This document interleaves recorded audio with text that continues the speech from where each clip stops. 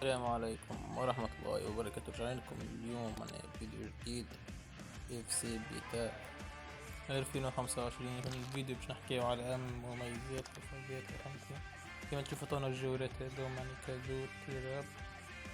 شوف شتاني أشياء شين كابا ديامون هي يعني فما فوز جدد كيما هذا التحدي أو كتلعب ماتشات كلاسيكو دربي وكلاسيكو متاع إيطاليا.